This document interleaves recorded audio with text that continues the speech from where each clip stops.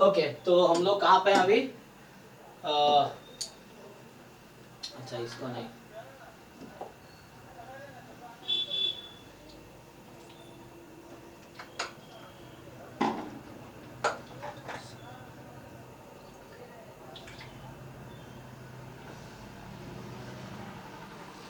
कोई नहीं, अभी हमारा यही टॉपिक स्टार्ट होगा यहाँ पे, है ना। लिमिट थ्योरम अभी जस्ट अगला टॉपिक है। तो देखो, इसमें क्या है कि तो हमने ये थ्योरीज कर ली है, इसके कुछ क्वेश्चंस करते हैं। थ्योरी तो लास्ट क्लास में करा दिया था, क्वेश्चंस करवाता हूँ।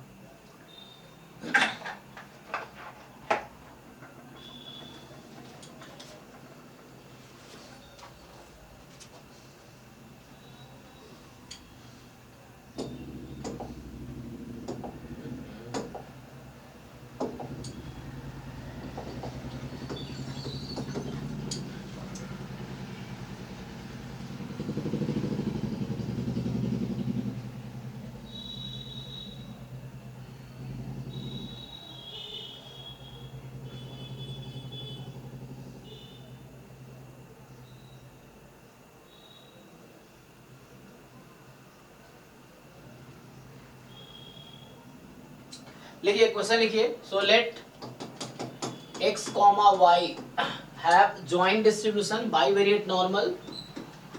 So this have distribution x comma y have distribution bivariate normal and जिसका पैरामीटर्स हैं μ1 0, है ना, वो पैरामीटर था ना, मैं बताया तो पहले, μ1 μ2 sigma 1 square sigma 2 square rho.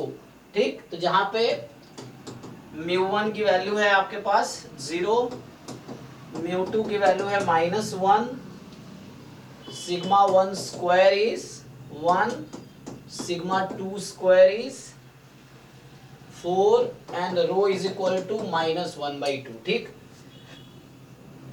तो आपसे क्वेश्चन ये है ऑप्शन ए कि what is the probability that x plus y is more than 0।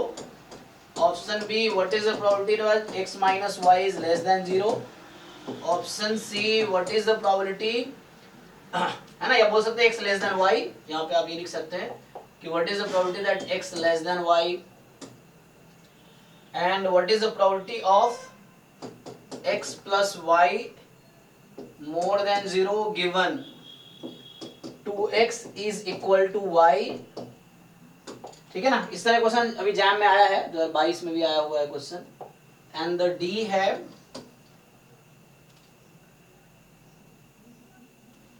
कि x plus y and x plus 2y are independent. देखिए,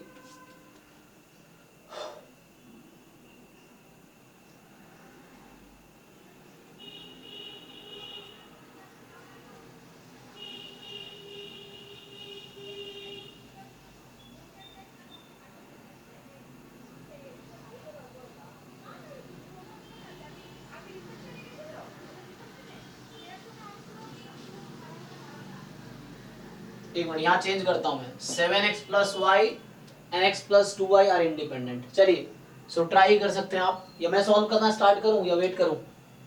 मैं कर देता हूं ना, क्योंकि क्वेश्चन तो कराएंगे लास्ट क्लास में, मैं ही सॉल्व करके, टाइम वैसे भी हमारा, मुझे जल्दी सिलेबस कंप्लीट करना होगा इस बैच में। नहीं, चलो मैं सॉल्व करता हूँ, वेट करूंगा तो टाइम थोड़ा ना कम है हमारे पास।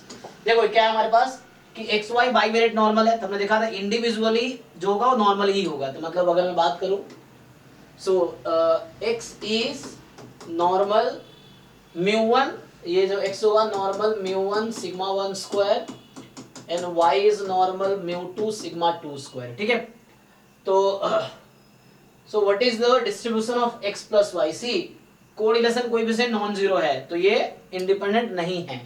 ठीक है ना, तो अगर आपसे पूछे कि what is distribution of x plus y, question ये है, so what is distribution of x plus y, क्योंकि x प्लस वाई की जरूरत है ना, एंड ये ऑप्शन कुछ ऐसा ही है, इसको लिख दो तो x minus y less than 0, या y माइनस एक्स कर सकते हो मोर देन 0, मर्जी आपकी, है ना, तो कैसे भी कर लो। ओके, तो x प्लस वाई का डिस्ट्रीब्यूशन क्या होगा? तो आपको क्या डिसाइड करना है? plus mu2 है ना? हाँ and variance sigma 1 square plus sigma 2 square plus 2 rho sigma 1 sigma 2. ठीक है ना? हाँ, तो ये आ जाएगा x प्लस वाई भी नॉर्मल होगा तो उसका मीन निकाल लीजिए। तो x प्लस वाई का मीन होगा μ1 प्लस μ2 एंड जो x प्लस वाई का वेरिएंस होगा, जो x प्लस वाई का वेरिएंस है that is sigma 1 square sigma 2 square plus 2 time covariance between x y. आप पिछले क्लास का नोट्स देखिए। So covariance between x y को लिख सकते हैं, वो कोरिलेशन कोएफिशिएंट फॉर्मूला यूज कर रहे हैं ना, तो रो सिग्मा 1 सिग्मा 2, तो ये हो जाएगा 2 time rho sigma 1 sigma 2। Similarly मुझे x माइनस वाई की जरूरत है सेकंड ऑप्शन में, तो x माइनस वाई का डिस्ट्रीब्यूशन निकालूंगा नॉर्मल। बताइए x माइनस वाई का मीन कितना है? mu1 minus mu2 ठीक है, तो μ1 माइनस μ2 और वेरिएंस सेम ही होगा sir. Sigma 1 square sigma 2 square minus 2 रो सिग्मा 1 सिग्मा 2। ठीक, और क्या जरूरत है मुझे? यहाँ जरूरत पड़ेगी, इसको मैं इधर बुलाऊंगा ना, तो ये कुछ ऐसा है कि x minus y more than 0 given 2x minus y equal to 0। तो मुझे इस 2x माइनस वाई के डिस्ट्रीब्यूशन की जरूरत पड़ेगी, तो मुझे जरूरत है 2x माइनस वाई के डिस्ट्रीब्यूशन की। सो दिस इज नॉर्मल, और फिर से इसका मीन बताइए क्या आएगा? तो mu1 plus 30 mu1 minus mu2 हाँ 4 सिग्मा 1 स्क्वायर जी, 4 sigma 1 square plus sigma 2 square हाँ plus sigma 2 square minus 4 rho yes. Rho sigma 1 sigma 2। So minus 2 time covariance लेंगे तो 2 बाहर आ जाएगा, कोवेरिएंस एक्स वाई माइनस में, so minus 2 covariance between x y. तो और यहाँ से 2 ऑलरेडी है, 2 पहले से आएगा, 2 2 4 हो जाएगा, 4 रो सिग्मा 1 सिग्मा 2। किसी को डाउट हो रहा तो पूछो, जो क्वेश्चन पूछो वो चीजें क्लियर और क्लैरिटी आएगी। जैसे मैं पूछता हूँ क्वेश्चन ना, और बच्चे बता नहीं पाते हैं, तो मुझे ये क्लियर हो जाता है कि तुमको आता नहीं है, सिंपल। तो ऐसे तुम भी क्वेश्चन अगर क्लियर नहीं है तो क्वेश्चन पूछो, ये चीजें तुम्हें फिर क्लैरिटी आ जाएगी कि हाँ ये चीज मुझे समझ आ गया। और नहीं पूछोगे तो पहले जैसे थे अभी वैसे ही रहोगे, है ना। ये प्रिपरेशन क्या है? ट्रांजिशन पीरियड है, कि पहले मान लो तुम्हें कुछ नहीं आता था, तुम ढंग से सीखे तो प्रिपरेशन के बाद एक बहुत बेहतर इंसान, एग्जाम निकले ना निकले लेकिन तुम एक उस लेवल का इंसान, तुम्हारे पास बहुत नॉलेज होगा, तो कुछ ना कुछ हो ही जाएगा लाइफ में, ये चीज है। और नहीं सीखोगे तो जैसे पहले थे वैसे ही रह जाओगे, एग्जाम निकला निकला अलग बात है, ये चीज है। सो 2x माइनस वाई, ठीक है, सिंपल। इसका मीन, इसका वेरिएंस निकाला हमने। अब क्या करना है आपको? अब आप देखो क्या क्या चाहिए मुझे। जैसे यहाँ पे ये भी चाहिए लेकिन जरूरत नहीं है, क्योंकि जब अगर 4th ऑप्शन से मैं स्टार्ट करूँ तो मुझे बोला ये दोनों नॉर्मल ही होगा, डिस्ट्रीब्यूशन निकालने की जरूरत नहीं है यहाँ पे, क्योंकि जस्ट इंडिपेंडेंट चेक करना है। तो मैं कोवेरिएंस निकाल लेता हूँ उनके बीच का। अगर मैं डी ऑप्शन से भी स्टार्ट कर रहा हूँ, ठीक है। So covariance between 7x plus y comma x plus 2y।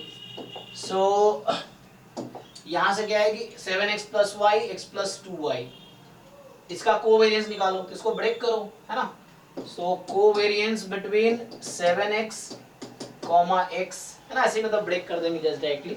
तो प्लस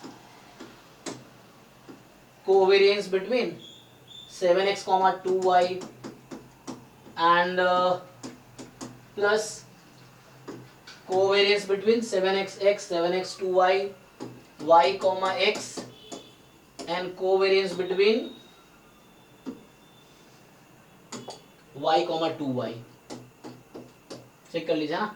तो यहाँ पे क्या होगा जस्ट कि 7x x 7 बाहर आ जाता है, प्रॉपर्टी है कोवेरिएंस की, प्रूव भी कर सकते हैं, 7 बाहर आ जाएगा। तो 7 time sigma 1 square covariance between 7x 2y, तो 7 बाहर और 2 बाहर, 7 2 जा 14 बाहर, 14 time covariance between x y, covariance है ना, तो हम लोग कोवेरिएंस को उसके टर्म में लिखेंगे। तो कोवेरिएंस हमेशा देखो यहाँ क्या लिखता हूँ मैं, रो सिग्मा 1 सिग्मा 2, क्योंकि कोरिलेशन कोएफिशिएंट होता है covariance upon standard deviation of x into standard deviation of y, definition of correlation coefficient, cross multiply करते हैं तो कोवेरिएंस आ जाएगा। तो मतलब ये हो गया यहाँ से कि 14 time covariance between x y, तो ये हो गया कि रो सिग्मा 1 सिग्मा 2 एंड प्लस वही रो सिग्मा 1 सिग्मा 2, उल्टा हो गया, रो सिग्मा 1 सिग्मा 2 एंड आगे आ जाएगा 2 कॉमन ले लो, तो सिग्मा 2 स्क्वायर। अब इसमें क्या करो, पुट कर दो सारा डेटा, बताओ इसका आंसर कितना आ रहा है। सारी इन्फॉर्मेशन पता है ना, मैं वहां से यूज करो, ये दे रखा है देखो, इसको यूज करके बताओ क्या आंसर आ रहा है।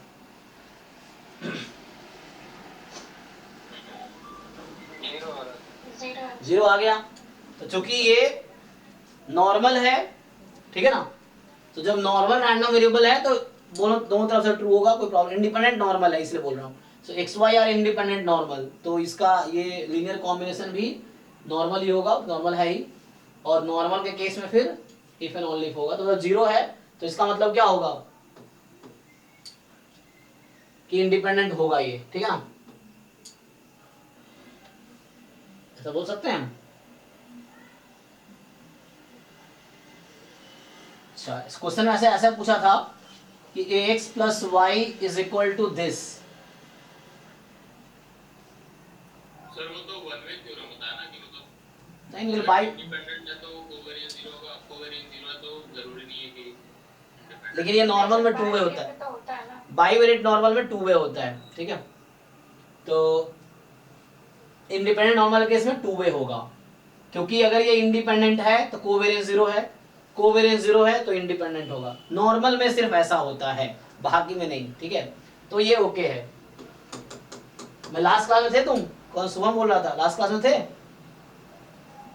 हाँ लिखा है ना थ्योरम हमने, लास्ट क्लास थ्योरी, तो लास्ट क्लास में ही ना थ्योरी लिखा रहा था मैं, कि तुम्हें दिखाया था कि रो को जीरो पुट किया तो इंडिपेंडेंट हो गया था। जब भी तुमने रो जीरो पुट किया तो इंडिपेंडेंट हो गया था, बाकी जगह ऐसा नहीं होता है। यही तो यहाँ भी हो रहा है, यहाँ भी इसके बीच का कोरिलेशन कोएफिशिएंट क्या आ जाएगा, जीरो हो जाएगा। तो ये दोनों इंडिपेंडेंट हो जाएंगे क्योंकि बाईवेरिएंट नॉर्मल फॉर्म करेगा ये। तो this and this are okay. अब इंडिपेंडेंट, हाँ नॉर्मल में ओके है, बाकी डिस्ट्रीब्यूशन में जरूरी नहीं है, नॉर्मल में श्योरली इंडिपेंडेंट होगा। तो 7x plus y and x plus 2y are independent, ठीक है। तो इस तरह से आ जाएगा। तो ये तो ओके है। अब बात करते हैं a की। तो जैसे आपको पता है कि नॉर्मल से स्टैंडर्ड नॉर्मल कैसे बनाते हैं, जैसे x है normal mu comma sigma square, तो उसको मुझे स्टैंडर्ड नॉर्मल बनाना है, तो कैसे बनाते हैं हम? x minus mu by sigma. हाँ x minus mu by sigma. तो सेम प्रोसेस हम यहाँ भी कर लेंगे, कोई प्रॉब्लम नहीं है। सो लाइक पहले थोड़ा सा इसको सिंप्लीफाई करके बताओ मुझे क्या आएगा।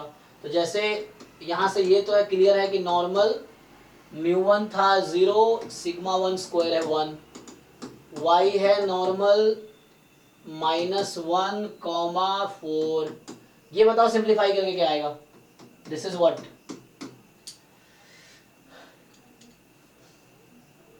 ये ना, मतलब इसका डिस्ट्रीब्यूशन क्या है, x प्लस वाई का डिस्ट्रीब्यूशन क्या है, x माइनस वाई का क्या है। ये डेटा पुट करो, इसमें डेटा दे रखा है वहां पे, you just put that values. x plus y is -1, 3 okay, next and x minus Y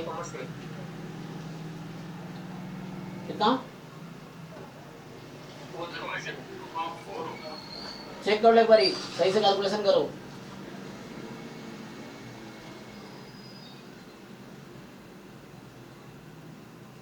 four plus one 5 -1,3 होगा। ठीक है, और ये वाला ठीक है x माइनस वाई।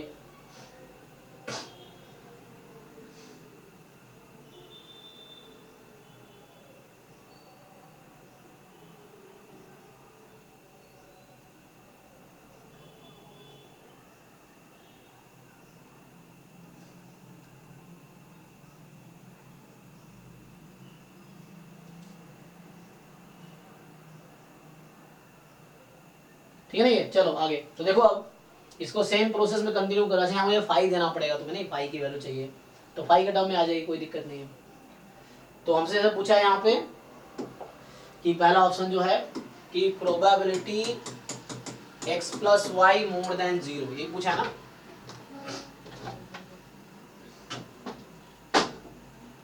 सो हम क्या करेंगे, x प्लस वाई का जो डिस्ट्रीब्यूशन अभी आपने बताए हैं कि नॉर्मल -1, 3, इसको यूज कर लेते हैं। तो प्रोबेबिलिटी देख लो सब लोग इनको, है ना। तो मैं क्या कर रहा हूँ, नॉर्मल से स्टैंडर्ड नॉर्मल में कन्वर्ट कर रहा हूँ। तो इसके मीन को घटाओ, इसका मीन है -1, इसके स्टैंडर्ड डेविएशन को डिवाइड करो तो सेम चीज तुम इधर भी करोगे, तो 0 माइनस माइनस 1 अपॉन रूट 3। क्या किया हमने? सो हमें पता है कि x अगर normal mu comma sigma square होता है तो x minus mu by sigma normal 0 1 होता है ना, ये रिजल्ट है। तो ये यूज किया मैंने अभी, तो यहाँ से ये वाला क्वांटिटी तो z बन गया। So probability z more than ये आ गया 1 बाई रूट 3। सो ये आ जाएगा 1 minus z less than equal to 1 by root 3, और z के CDF को हम 5 बोलते हैं, जो आपको एग्जाम में गिवन होगा वैल्यू ये हो गया। ऐसे ही दूसरा बी ऑप्शन में था सिमिलर है, x minus y less than 0, मतलब x लेस देन y था। अब यहाँ डबल इंटीग्रेट करने की जरूरत नहीं है, क्योंकि डबल इंटीग्रेट मतलब तुम यहाँ पे करना बहुत मतलब इम्पॉसिबल टास्क है वैसे समझ लो, क्योंकि इंटीग्रेट करने के लिए बहुत सारे तुम्हें वो करना पड़ेगा, मतलब जैसे प्रूफ आया ना वैसे, तो उतना बहुत टाइम टेकिंग होगा। तो यू जस्ट यहाँ पे ये नहीं सोचा। बाकी क्वेश्चन हम क्या करते थे, जैसे अभी आज ही कोई भी क्वेश्चन आता हम क्या करते हैं, सिंपल PDF है तो डबल इंटीग्रेशन करो इस रीजन पे। अब ये बाईवेरिएट नॉर्मल में डबल इंटीग्रेशन नहीं करेंगे क्योंकि PDF बहुत कॉम्प्लिकेटेड है। तो आपको जब भी नॉर्मल का क्वेश्चन है तो उसको स्टैंडर्ड नॉर्मल में ही लाना है, और 5 वैल्यू गिवन होगी वहां पे। तुम्हें 5 वैल्यू क्यों दी जाती है? इसी कैलकुलेशन से बचने के लिए, जो उतना कॉम्प्लिकेटेड सा एक्सप्रेशन आएगा इंटीग्रेशन में, उससे बचने के लिए। तो ठीक है, तो x माइनस वाई का डिस्ट्रीब्यूशन क्या है यहाँ पे 1 7। करो सेम चीज। सो x माइनस वाई, तो आप क्या करोगे, x माइनस वाई में से घटाओ 1 और इसको स्टैंडर्ड डेविएशन से डिवाइड करो, तो ये हो जाएगा less than x minus y में, ठीक है ना, 1 घटाया तो 0 माइनस 1 बाई रूट 7। तो ये आ गया तुम्हारा probability capital Z less than minus 1 by root 7। तो इसको लिख सकते हो 5 माइनस 1 बाई, ना ये तुम ऐसा भी लिख सकते हो 1 माइनस 5 1 बाई रूट 7। ये 5 क्या है पता ना, 5 is the CDF of normal 0 1।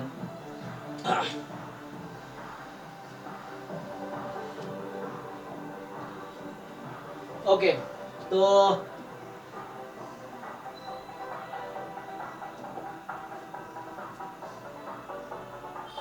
इसको डाउट है तो ये ऑप्शन उसी तरीके से आएगा। 5 में मैं लिख देता हूँ 1 माइनस 5 1 बाई रूट 3, 1 माइनस 5 यहाँ 7 होगा। चेक कर लो भाई, किसी को डाउट है तो बताओ। तो ये है 1 माइनस 5 1 बाई रूट 3, तो ये आएगा 1 माइनस 5 1 बाई रूट अंडर 7। ठीक, अब बच गया थर्ड ऑप्शन। थर्ड में क्या है, x plus y more than 0 given, देखो 2x बराबर y है, मतलब मैंने 2x minus y equal to 0 किया। तो ये भी नॉर्मल है, ये भी नॉर्मल है। तो एक काम करता हूं, पहले तो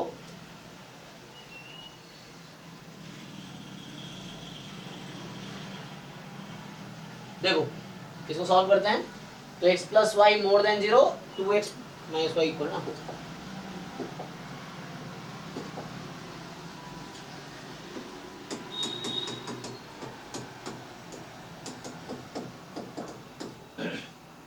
तो मैं वेरिएबल को रीनेम कर रहा हूँ। रीनेम मतलब मान लो u more than 0 given v is equal to 0। तो मैंने क्या किया, u नाम दिया x प्लस वाई को, v नाम दिया 2x माइनस वाई को। ये डिस्ट्रीब्यूशन आपने निकाले ही थे -1, 3। ये भी डिस्ट्रीब्यूशन आपने फाइंड किया है, बताइए क्या आया था। ओपन बताओ ये कितना आएगा। 1,12।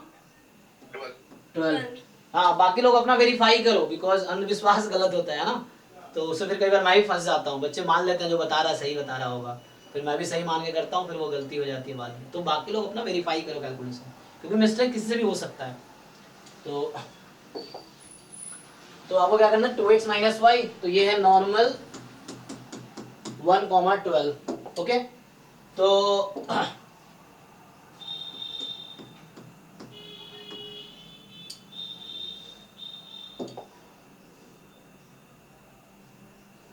ठीक है।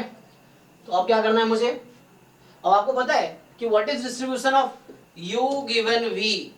आपको याद है लास्ट क्लास में लिखा था u v is equal to small v बोल दूं मैं. So what is conditional distribution of normal? तो u भी तो नॉर्मल ही है, तो कंडीशनल डिस्ट्रीब्यूशन क्या होगा इसका? याद है ना, नॉर्मल क्या था? मीन. हाँ U bar plus rho of sigma U by sigma V. V bar minus V. है ना. सो यहाँ से mu v minus v, right. This is the mean. मतलब यू वी का टर्म में लिख रहा हूँ इसलिए मैं ऐसा लिख रहा हूँ. So mu u plus rho time sigma u by sigma v, mu v minus v. Mu is the mean and variance, what is the variance? sigma mu square 1 minus rho square. 1 minus rho square sigma square किसका? पहले वाले का, u का. Remember this rho is different than the given rho. वो given रो क्या था? जो question में गिवन रो था, तो अभी मैं इसको मैं रो स्टार बोल देता हूँ अभी के लिए. सो द रो जो ये क्वेश्चन में गिवन था मेरा, जो रो क्वेश्चन में था -1/2 is the correlation coefficient between x y था. And this row star we are using for UV. Okay, so this row star जो मैं यहाँ यूज कर रहा हूँ, that is correlation coefficient between U and V that we have to calculate separately. पहले तो ये कैलकुलेट करो, बाकी तो पता ही है ना. So mu U is this -1, mu V is this. मतलब mu1 mu2 करे कर दो, कोई दिक्कत नहीं है. So if you want you can take है ना mu1 mu2 sigma 1 square sigma 2 square. But remember this row is the new row. That row ये यहाँ पे जो यूज करूँगा that will be correlation coefficient between UV not XY. तो मुझे एक पार्ट और पूछना चाहिए था इसमें. हाँ ये जो यहाँ पे लिखा हुआ है mu v minus v, yes. इसमें पिछले वाला जो फॉर्मूला लिखवाया था आपने हाँ पिछली क्लास में, उसमें उल्टा लिखवाया था. पहले v माइनस. अच्छा हाँ वही होगा. आई थिंक यहाँ गलत लिखा मैंने, तो चेक कर लो एक बारी. v माइनस म्यू वी होगा. अच्छा एक बार याद करो, है ना. तो जैसे हमारे ठीक है ना. हाँ यहाँ गलत लिख दिया. So v minus mu v. Okay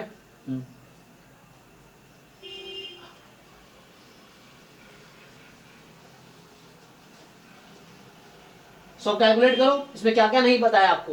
अभी रो कैलकुलेट करो पहले तो, this rho star, and then बाकी चीजें तो चलो यहाँ पे पता है. ये गिवन भी यहाँ 0 है ना. तो ये देखो u more than 0 v is 0, तो ये जो स्मॉल v है वो अभी 0 हो जाएगा. एंड वो तो चलो मैं कन्वर्ट कर लूंगा. First you calculate this. बताओ इसका डिस्ट्रीब्यूशन क्या है, नॉर्मल में क्या आ रहा है. सो ये नॉर्मल में क्या आ रहा है, क्वेश्चन ये है. अपना अपना कैलकुलेशन करो सब लोग एंड बताओ कि u given v is equal to v का डिस्ट्रीब्यूशन क्या आएगा.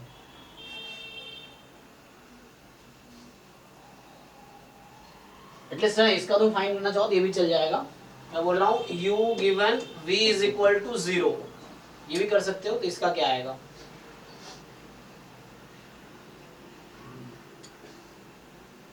थोड़ा सा आसान क्वेश्चन पहले लिखना चाहिए था, नहीं पहले डिफिकल्ट क्वेश्चन लिख दिया. तो कैलकुलेट करो आराम से, बताओ.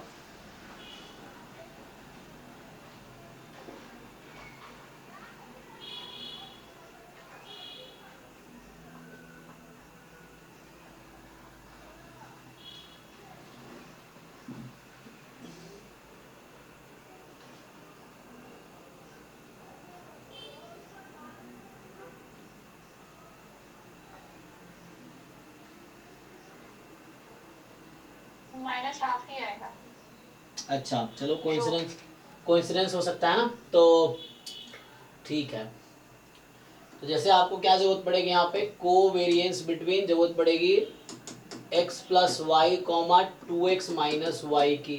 तो ब्रेक करोगे x कॉमा 2x का कोवेरिएंस 2 टाइम सिग्मा 1 स्क्वायर जो गिवन था, minus covariance between x y, तो वो तो रो सिग्मा 1 सिग्मा 2 है, y 2x, तो plus 2 time rho sigma 1 sigma 2. And minus sigma two square, इसको पुट कर लेंगे।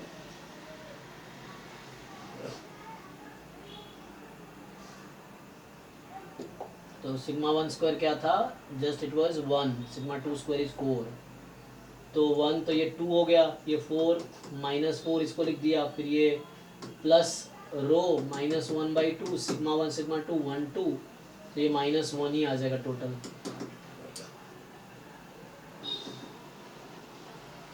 सो 2 - 5 -3, चेक कर लो, ये ऐसा नहीं आ रहा, चेक करो, यही आ रहा है सर। ठीक है ना। तो ये तो आ गया कोवेरिएंस। अब को रिलेशन निकालना है मुझे, तो है ना, तो मुझे रो स्टार के लिए को रिलेशन चाहिए। तो अब क्या करना है, rho star is the correlation coefficient between x plus y and 2x minus y. तो x प्लस वाई और 2x माइनस वाई के बीच का जो कोवेरिएंस है वो होगा -3 अपॉन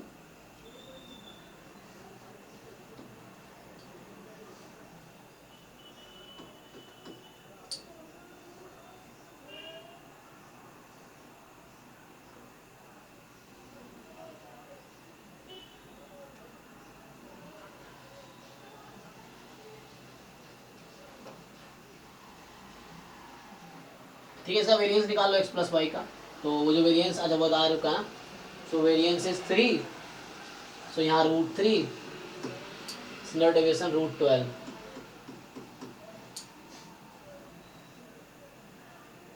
-1/2 आ रहा है। ठीक है ना, सेम ही आएगा। तो बढ़ते 36 6, तो -1/2 ही आ गया। तो चलो ये कोइंसिडेंस है यहाँ पे कि x एंड y का जो कोरिलेशन कोएफिशिएंट था एंड जो x प्लस वाई एंड है ना, इन दोनों का सेम ही आया correlation coefficient, 2x minus y और x प्लस वाई का सेम ही कोरिलेशन कोएफिशिएंट आ गया। ओके, तो तो यहाँ पे प्रॉपर्टी भी तो यूज कर सकते हैं ना, जैसे correlation coefficient is unaffected by change of origin and change of scale. हाँ तो ये हमेशा सेम ही आएगा, बस वो साइन का होता है।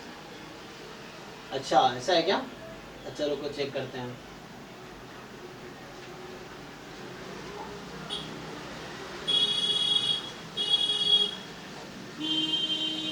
यूज तो कर सकते हैं, आप सही कह रहे हैं, तो उसको सोच सकते हैं उसके बारे में।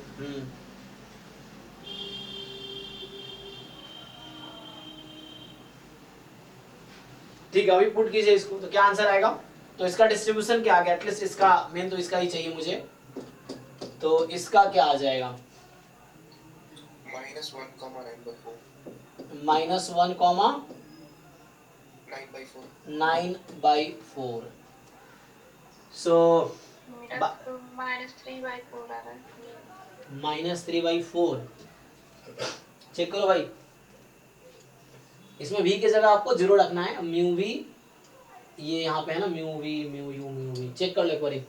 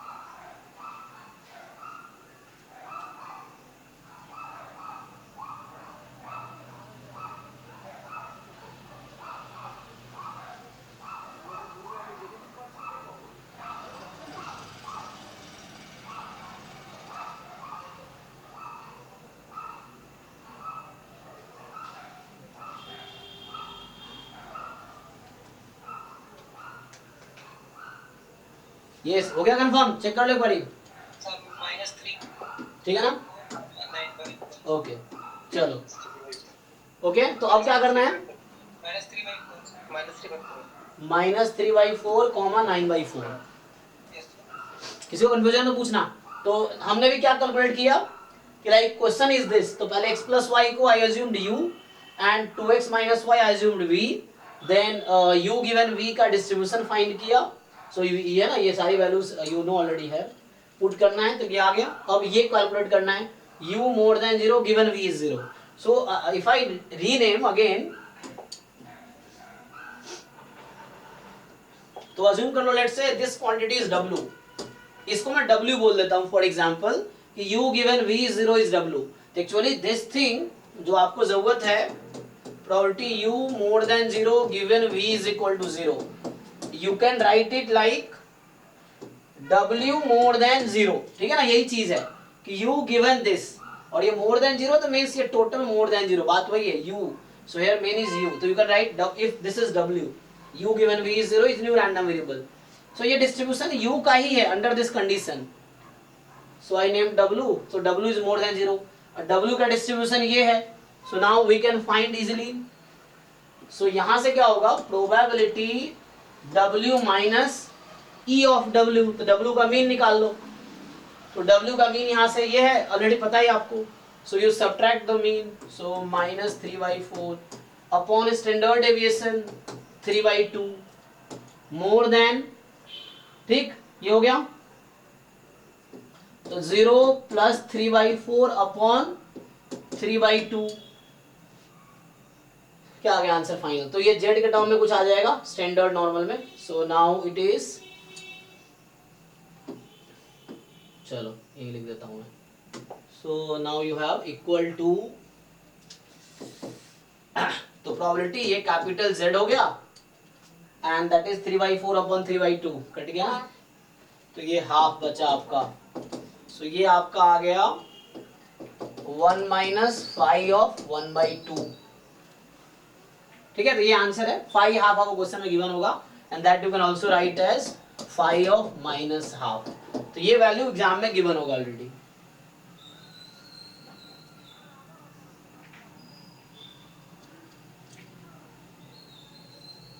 तो किसी को डाउट है तो बताओ। तो ये 5 ऑफ माइनस हाफ है ना, तो इसका आंसर जो आया हमने कैलकुलेट किया 5 ऑफ माइनस हाफ, ठीक है? तो इस तरीके से आ जाएगा। सो किसी को कुछ कंफ्यूजन हो इसमें तो यू कैन आस्क, ठीक है? तो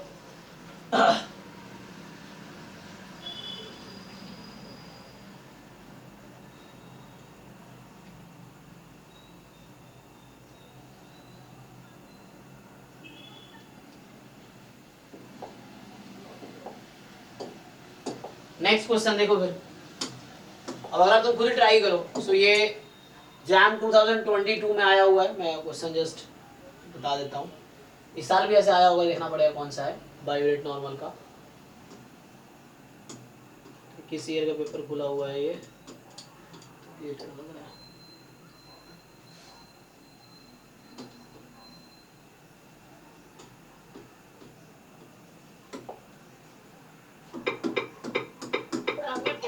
कुछ टॉपिक्स में दिक्कत है गेट में।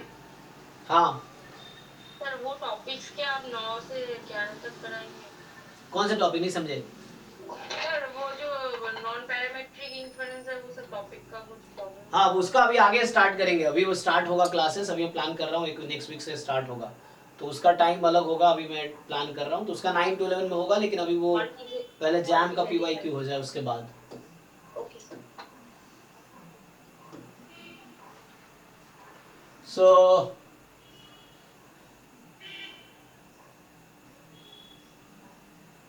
इसको सॉल्व करो, बताओ क्या आएगा।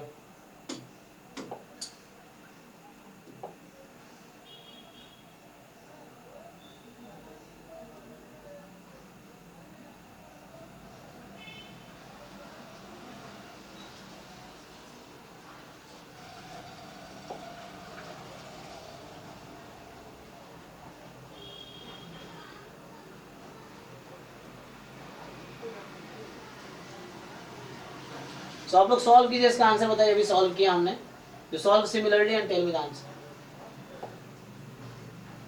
जो हमारा लास्ट पार्ट था, नहीं जो सी पार्ट था, तो सी पार्ट तो सेम ही था, चेक करो, डेटा भी सेम है, अलग है, सेम ही आई थिंक, देख लो।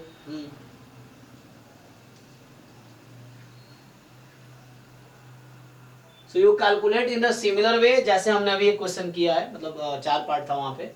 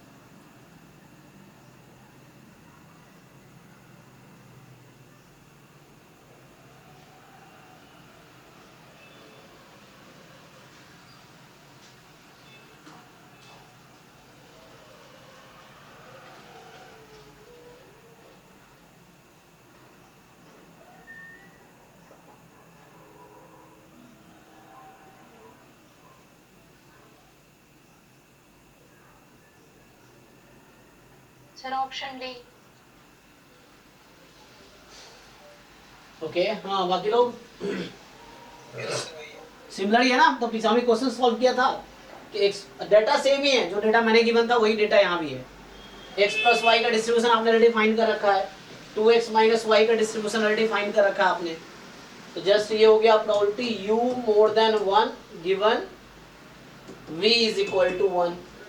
तो पहले आपको क्या करना होगा, u given v is equal to 1 का डिस्ट्रीब्यूशन निकालना होगा। कितना आया जिन लोगों ने फाइंड किया बताइए।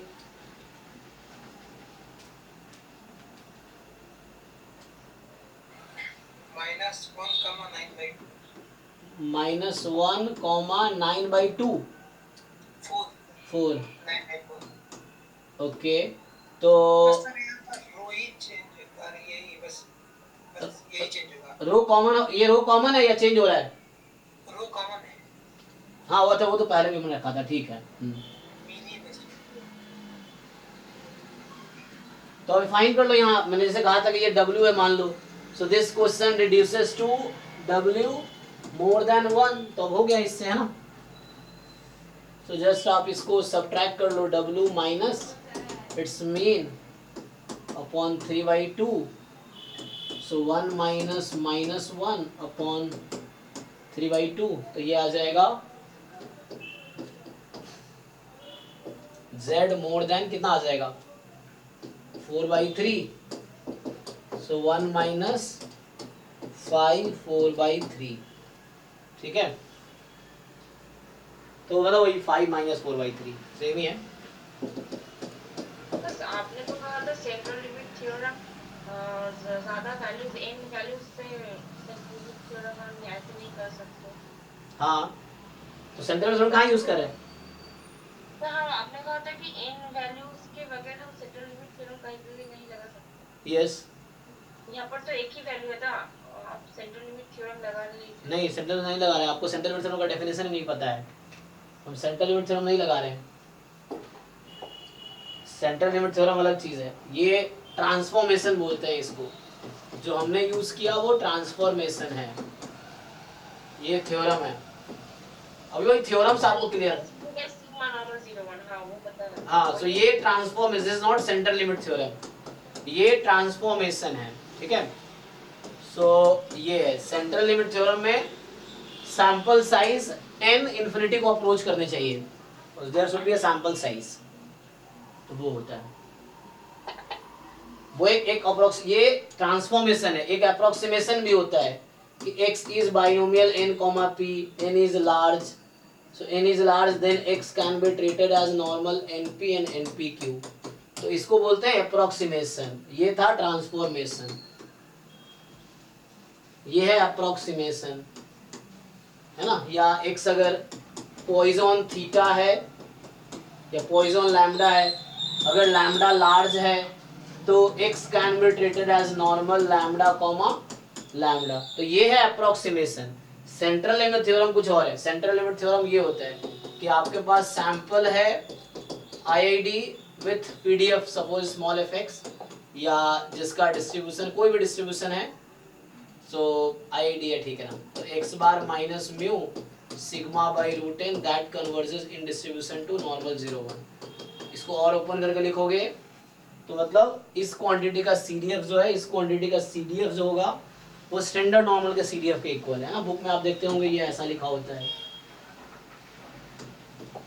कि limit n tends to infinity probability x bar minus mu sigma by root n less than equal to x is equal to 5x, ये है सेंट्रल लिमिट थ्योरम। तो यहाँ n होना चाहिए और n इंफिनिटी को अप्रोच करने चाहिए, और n यहाँ पैरामीटर नहीं सैंपल साइज होना चाहिए।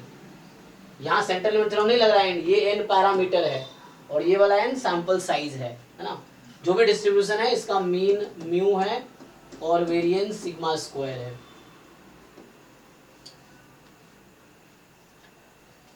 ठीक है, तो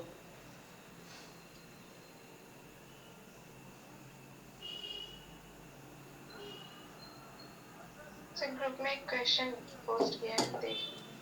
जी, तो बाकी क्वेश्चन ट्राई करो तुम लोग मल्टीवेरिएट और उस पे मल्टीनोमियल डिस्ट्रीब्यूशन और उस पे, ठीक है।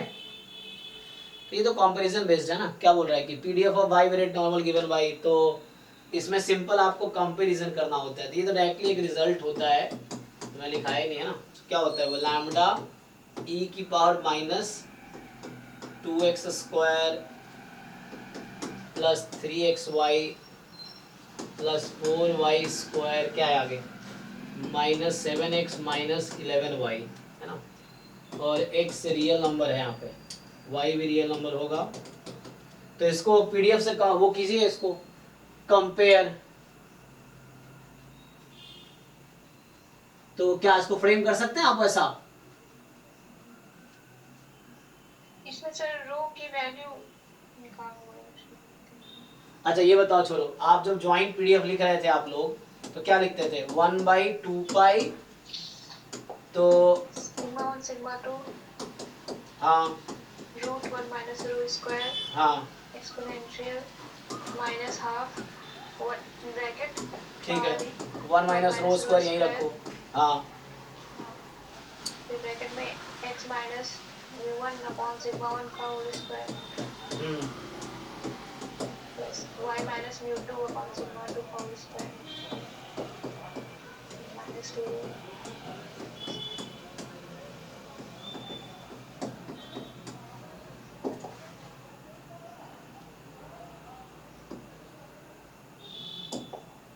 देखिए, तो यहां से अगर आप पूछो कि एक्स वाई का कोएफिशिएंट क्या बनेगा, यहाँ से यहाँ पे एक्स वाई का कोएफिशिएंट क्या है, मैं ये पूछ रहा हूँ। What is coefficient of x y from here, इसको ओपन करो, कोएफिशिएंट ऑफ एक्स वाई यहाँ पे जब आप मल्टीप्लाई करें एक्स वाई को, सिग्मा 1 सिग्मा 2 आएगा साथ में, x upon sigma y upon sigma 2, तो x y upon sigma 1 sigma 2 rho है, तो मतलब अभी जो आपके पास है वो क्या है, -2 रो सिग्मा 1 अपॉन, ये रहेगा ना एक्स वाई के साथ, एक्स वाई के साथ क्या, मैं ये पूछ रहा हूँ आपसे, यस सर।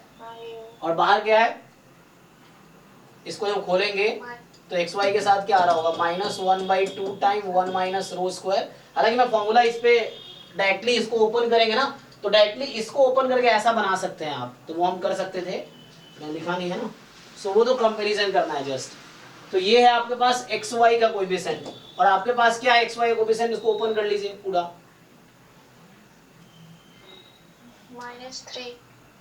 हाँ -3, इसको इक्वेट कर दीजिए आप, तो क्या आएगा, एक बार चेक कर लीजिए, यहाँ -2 था ना, ठीक है, और वहाँ -3 है, तो हमारे पास माइनस माइनस प्लस हो जाएगा।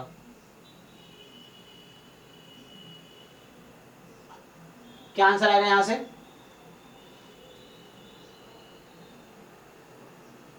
रो upon minus rho square into sigma 2 is equal to 3। तो एक इक्वेशन यहाँ से आई, और वैसे ही एक्स स्क्वायर का कोएफिशिएंट देख लो, वाई स्क्वायर का कोएफिशिएंट देख लो, वैसे दिख जाएगा आपको। एक्स स्क्वायर का कोएफिशिएंट क्या बनेगा यहाँ से, यहाँ से एक्स को खोलेंगे तो आप एक्स स्क्वायर का कोएफिशिएंट यहाँ से a square plus b square plus 2ab ना, सो 1/ρ1 स्क्वायर यहाँ बनेगा, और बाहर ये है, इसको जस्ट कंपेयर करना है आपको, और वहां एक्स स्क्वायर का कोएफिशिएंट कितना है, -2। ठीक है। अब वाई स्क्वायर का कोएफिशिएंट देख लो आप, 3 इक्वेशन 3 अननोन है, सॉल्व नहीं हो जाएगा। सेम वाई स्क्वायर का कोएफिशिएंट है 1/σ2 स्क्वायर यहाँ से आएगा, और बाहर वो है, तो क्या आ जाएगा,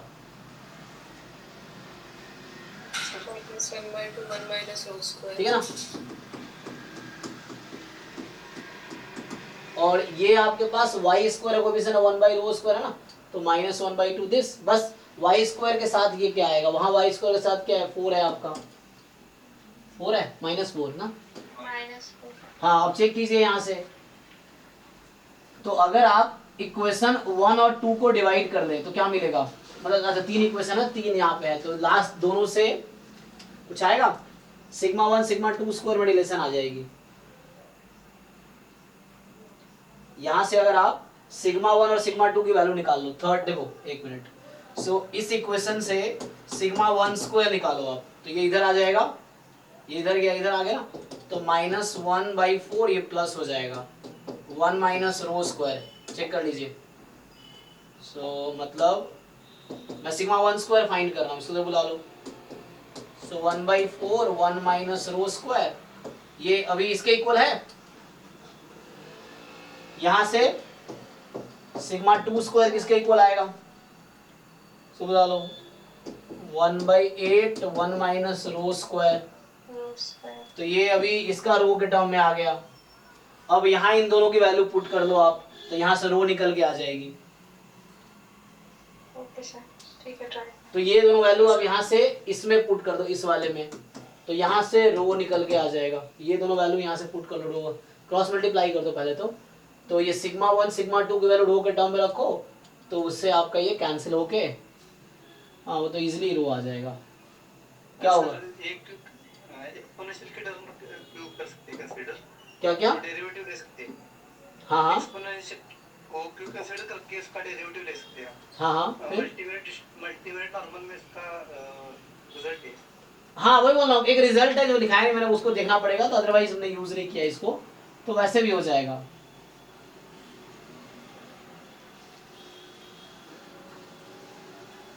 डिफरेंशिएट करके भी देख सकते हैं आप, हाँ उससे somehow you have to compare, है ना, या इसका मैं इस पे 1-2 क्वेश्चंस करवा सकता हूँ, क्योंकि ये ऐसे एग्जाम में इस पे आया नहीं है क्वेश्चन, बट बाहर बाकी एग्जाम्स में आते हैं, IAS में आते हैं ये सारे क्वेश्चन, सही, तो एग्जाम में आया नहीं बट आ सकता है, तो आपको सॉल्व करना पड़ेगा। तो यहाँ से रो आ जाएगा, यू जस्ट पुट इट, यहाँ से σ1 स्क्वायर इंटू σ2 स्क्वायर की वैल्यू कितनी हो जाएगी, मल्टीप्लाई कर लीजिए, तो 1/8 4 जा 32 1 माइनस रो स्क्वायर का स्क्वायर हो गया ना, तो रूट ले लेंगे तो ये कट जाएगा, तो वहां से कैंसिल हो जाएगा इजीली।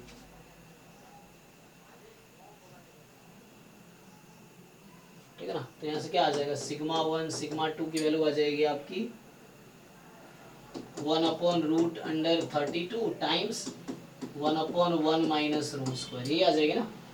और वो पुट कर लो वहाँ पे, तो क्रॉस मल्टीप्लाई कर लो चाहो तो इसका प्रोडक्ट आ गया √32। तो मैं ये कह रहा हूँ कि अदरवाइज रिजल्ट भी है, उसको देखना पड़ेगा। तो रिजल्ट जो है हमारे पास, तो ऊपर है 2 रो, ठीक है, 2 काट भी सकते हो आप, तो ये 2 अगर काट दोगे 2 टाइम, और इन तीनों का प्रोडक्ट कितना यहाँ से हो क्रॉस मल्टीप्लाई करके 1/√32 इन तीनों का प्रोडक्ट होगा, मतलब इसका और rho sigma 1 sigma 2 1 minus rho square equal to -3, ये काट दो तो यहाँ से रो आ गया, रो कितना आया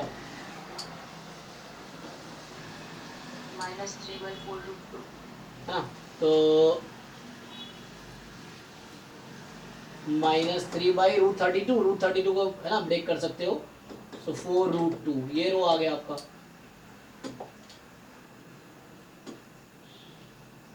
मैं बोल रहा हूँ क्या ना, डायरेक्ट रिजल्ट बना, इसको ओपन करेंगे ना, मैं इतना किया हूँ ना अभी, आप इसको चाहो तो ओपन कर लो सीधा सीधा, फिर एक्स स्क्वायर कोफिशिएंट को एक्स स्क्वायर कोफिशिएंट इक्वल करो, एक्स वाई वालों के एक्स वाई वाले के साथ, एक वाई स्क्वायर को वाई स्क्वायर के साथ, और अब म्यू रह गया निकालना। देखो अब जो ही मेरा रो आ गया, तो रो आ गया तो यहाँ से सिग्मा 1 स्क्वायर भी आ गया ना, सिग्मा 1 स्क्वायर आ गया, सिग्मा 2 स्क्वायर आ गया यहाँ से, क्योंकि रो की वैल्यू आ गई। अब आप क्या करो, यहाँ पे देखो x का कोएफिशिएंट क्या है, जब आप ओपन करोगे तो यहाँ x का टर्म बनेंगे, यहाँ भी एक x का टर्म बनेगा, तो आप पहले इसको पूरा एक्सपैंड कर लो, इसको ना एक्सपैंड कर लो, डायरेक्ट रिजल्ट है, मतलब अभी मैं लिखूं तो वो भी हो जाएगा। इसको पूरा एक्सपैंड करोगे तो क्या बनेगी, ये ऐसी बनेगी, समथिंग x स्क्वायर बनेगी ना, कि something x square plus something xy plus something y square something, है ना। तो जस्ट इसको पूरा एक्सपैंड करके कंपेयर कर लो, उससे इजीली आंसर आ जाएगा। तो अभी मैंने क्या कंपेयर किया, एक्स स्क्वायर का कोएफिशिएंट एक्स वाई का वाई स्क्वायर का, फिर एक्स का कोएफिशिएंट वाई का कोएफिशिएंट कंपेयर कर लो, उससे आ जाएगा। और डायरेक्ट आप रिजल्ट बना सकते हो, जो रिजल्ट मैंने लिखा है आप चाहो तो लिखा सकते हैं। तो इसको मैं ओपन करूँ तो क्या बनेगा, मान लो इसको ओपन करूंगा फिर उसके साथ कंपेयर कर लो, ये है। तो इसमें 2 लाइन और, मतलब ये मतलब इसको ओपन करने पे क्या होगा, जैसे ओपन करेंगे तो ax square plus by square plus cxy plus dx plus ey plus कोई नया कांस्टेंट k होगा, इस तरीके से होगा, वही वहां पे है, तो उसको कंपेयर करना होगा, बनेगा तो सेम ही है।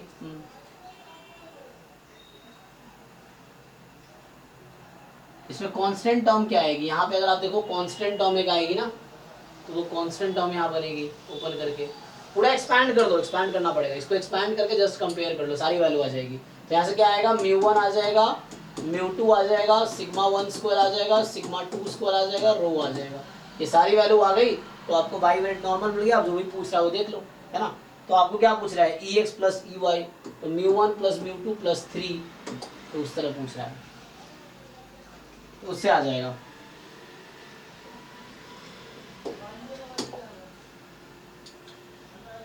तो भूतागुल वाले बुक में रिजल्ट दे रखा होगा, आप देख कर सकते हो। जैम में इस पे क्वेश्चन नहीं आया, इसमें रिजल्ट दिखाया नहीं ये वाला।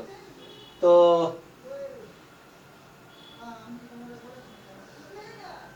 ठीक है ना, तो ये किसने भेज भी दिया शायद ना, देखो इसने डायरेक्टली सॉल्व करके भेज दिया है, ठीक है ना। तो डिफरेंशिएट कर लो सीधा सीधा, उससे भी दिख जाएगा।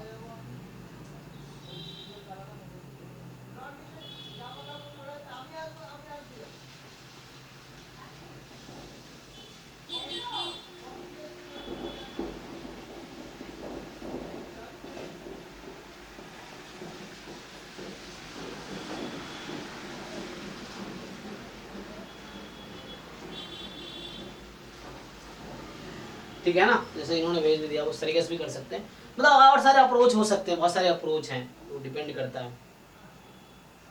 ठीक है, तो अभी मैं क्या करता हूँ, तो और भी क्वेश्चंस देखो अगर आपके पास है कोई। कॉन्सेप्ट समझ नहीं पा रही हूँ। क्या सर वो जो बोरेल कैंटिलीलेमा है उसका कोई, अरे तो बोरेल कैंटिलीलेमा अभी थोड़ी चल रहा है, अभी बोरेल कैंटिलीलेमा अभी गेट के बैच में डिस्कस करें, गेट का मैं अलग से एक बैच अभी लॉन्च करता हूँ, बोरेल कैंटिलीलेमा यहाँ थोड़ी डिस्कस होगा अभी।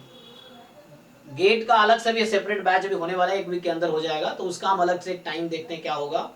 तो जो गेट के एक्सक्लूसिव टॉपिक है वो सिर्फ गेट में डिस्कस होगा। अभी क्या है ना, जैम का सिलेबस कवर कर रहे हैं, अगर आप देखोगे तो ये जैम वाला है, तो ये गेट में कुछ चीजें एक्स्ट्रा है ना। तो जो बोडेल कैंटिलीवर है, हालांकि हमने डिस्कस किया उसके क्वेश्चंस, और डाउट क्लास में डिस्कस कर सकते हैं, तो आप 6 to 7 में वो क्वेश्चंस पूछ सकते हो, जो पॉसिबल हो वो बता सकते हैं, अदरवाइज बाद में गेट का भी बैच सेपरेट होने वाला है, तो गेट का सिर्फ गेट में डिस्कस होगा, क्योंकि जैम वाले बच्चे गेट का क्यों पढ़ेंगे, उनका फालतू में टाइम वेस्ट होगा और जरूरत है नहीं चीजों का, है ना।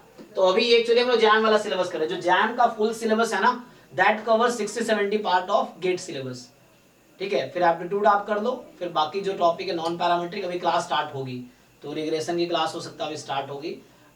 1-2 टॉपिक कोई और टीचर भी पढ़ाएंगे, क्योंकि इतना टाइम मुझे मिल नहीं रहा, तो मैं देखता हूँ 1-2 टीचर और हैं वो पढ़ाएंगे। मयंक सर है, वो IIT बॉम्बे से PhD कर रहे हैं, वो कुछ लोग जानते हैं ऑलरेडी तुम में से, जो संख्या चलाते हैं ISS का क्लास कोचिंग पढ़ाते हैं वो, तो वो रिग्रेशन हो सकता है वो क्लास लेंगे, मैं उनसे बात किया था, मतलब मेरे दोस्त ही ऐसे, तो मैं उनको देखता हूँ तो एक क्लास बोलेंगे, क्योंकि टाइम इतना मेरे पास शेड्यूल इतना है ना, जैम के इतने 200-250 बच्चे हैं, अभी 200-250 और आएंगे, लाइक एंड में जैम के 400 बच्चे हो जाते हैं मेरे पास, तो जैम वाले बच्चे ही हैंडल करना डिफिकल्ट होता है। तो पूरा गेट का सिलेबस, एप्टीट्यूड में पढ़ा दूंगा, स्टोकेस्टिक प्रोसेस में पढ़ाऊंगा, नॉन पैरामीट्रिक भी पढ़ा दूंगा, बाकी रिग्रेशन एंड बचता है एक मल्टीवेरिएट, तो देखता हूँ रिग्रेशन और मल्टीवेरिएट शायद बैंक से पढ़ाएंगे, एक और टीचर देखते हैं, अरेंज करता हूँ, तो वो पढ़ा के फिर वो डिस्कस करेंगे, समाउ सिलेबस कंप्लीट होगा, डोंट वरी। क्योंकि टाइम मुझे ना, मैं भी दिन में PhD का काम करता हूँ, दिन में क्लासेस में लेता नहीं। ओके, तो अभी हम लोग क्या करते हैं, तो ये टॉपिक्स अभी डिस्कस करेंगे हम लोग। सो अभी पहले आप जैम का ढंग से जैम के सिलेबस और PYQ पे पकड़ बनाओ, है ना। और स्पेशली मैं अक्सर बोलता हूँ गेट वाले एस्पिरेंट को कि आप मेरा पुराने रिकॉर्ड्स देखो, मैं वही बोल रहा हूँ कि हमारे जैम वाले बच्चे पर्टिकुलर गेट एस्पिरेंट से बेटर करते हैं, इवन वो गेट का सिलेबस पढ़ते भी नहीं है, वो सिर्फ जैम ही पढ़ के जाते हैं। तो आप लोग है ना, ये ईगो मत लेना कि जैम का पढ़ रहे हैं, क्योंकि ईगो बोलोगे तो क्या होगा, एग्जाम आपको क्लियर नहीं होगा, हमारा क्या नुकसान है, आपका नुकसान है। अगर आपको लगता है कि जैम का लेवल कम है, गेट का ज्यादा है, तो मैं जैम का क्यों पढ़ूं, तो फिर आपको एग्जाम नहीं निकलेगा, सिंपल सा बात है ये चीजें। क्योंकि हमने पीछे भी देखा है, मतलब बताया, कई बार बताया भी था बच्चों को कि IIT से MSc करके लोग गेट नहीं निकाल पा रहे हैं, ऐसे लोग हैं, क्योंकि उनका छूट गया है प्रैक्टिस, और वो जैम को आसान समझते से। अभी आपका फोकस है नॉन पैरामीट्रिक पे। नॉन पैरामीट्रिक कितने क्वेश्चन आते हैं बताओ जी, कौन पूछ रही थी, Sayani, do you have idea non parametric estimation के कितने क्वेश्चन आते हैं? थ्योरी तो आता है, लेकिन क्वेश्चंस ही नहीं कर पा रही। मैं पूछ ही नहीं रहा, मैं तो आपसे क्या पूछा हूँ कि 2019, 2020, 2021, 2022, 2023 5 साल गेट का एग्जाम हुआ, गेट स्टैटिस्टिक्स। आपने देखा है कि नॉन पैरामीट्रिक स्टैटिस्टिक्स के हर साल कितने मार्क्स के क्वेश्चन आए हैं? 2 मार्क्स 3 मार्क्स। अब सोचो, अब 3 मार्क्स के लिए आप इधर 97, जैम में टोटल 70 मार्क्स का, जो जैम का फुल सिलेबस 70 मार्क्स का है, बच्चा उसको इग्नोर कर देता है, बस ये 3 मार्क्स के लिए आप अपना 20%, 30%, 60% टाइम देते हो। क्या लगता है ठीक है? और इसलिए आप लोग गेट नहीं निकलता। मैं बता रहा हूँ, जो MSc करके बच्चे आते हैं उनका गेट नहीं निकलता है, और जो बच्चा BSc करके देता है उसका गेट निकल जाता है। क्यों? क्योंकि उनको लगता है कि रिग्रेशन, नॉन पैरामीट्रिक, मल्टीवेरिएट, यही 3-4 टॉपिक पढ़ लेंगे हो जाएगा, और ये 3-4 मिला के आते हैं 15-20 नंबर के।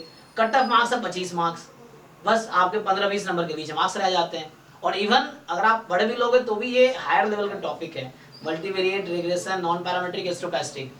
तो इसमें भी जो 3-4 मार्क्स के आ रहे हैं ना, अगर 2-3 क्वेश्चन आ भी रहे हैं तो वो भी आप नहीं कर पाओगे, 3 के 3 क्वेश्चन एक कर लोगे मुश्किल से, वो भी।